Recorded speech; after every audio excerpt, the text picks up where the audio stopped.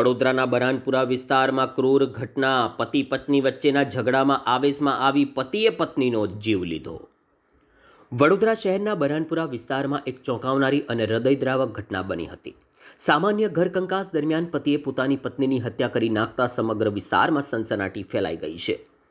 મળતી માહિતી અનુસાર બરાનપુરા વિસ્તારમાં પેટ્રોલ પંપ સામે આવેલી બકરાવાડી સ્થિત નારાયણ એવન્યુ કોમ્પ્લેક્સમાં રહેતી રીટાબેન સોલંકીની તેમના પતિ વિરાટ ઉર્ફે બંટી સોલંકીએ ક્રૂરતાપૂર્વક હત્યા કરી હોવાનું પ્રાથમિક તપાસમાં સામે આવ્યું છે. કહેવાય છે કે પતિ પત્ની વચ્ચે લાંબા સમયથી ઘરકંકાસ ચાલી રહ્યો હતો અને આ વિવાદ વધતા પતિ આવેશમાં આવી ગયો હતો, જેના પરિણામે આ કરુણ બનાવ બન્યો છે. રાત્રિના સમયે બનેલી આ ઘટનાની જાણ થતાં જ વાડી પોલીસ અને નવાપુરા પોલીસનો સ્ટાફ તેમજ પોલીસના ઉચ્ચ અધિકારીઓ પણ તાત્કાલિક ઘટના સ્થળે પહોંચી ગયા હતા અને સ્થળ પરથી જરૂરી પુરાવાઓ એકત્ર કર્યા છે. મૃતક રીટાબેનને સંતાનમાં એક પુત્ર છે, જેને આ દુર્ઘટનાથી માતાની છત્રછાયા ગુમાવી પડી છે.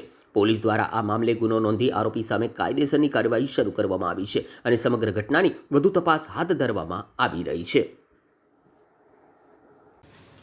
હાલ અહીંયા એક બહેનનું મૃત્યુ થવાનું અમને મેસેજ મળ્યો છે. પોલીસની ટીમ પહોંચી ગઈ છે, તપાસ ચાલુ છે.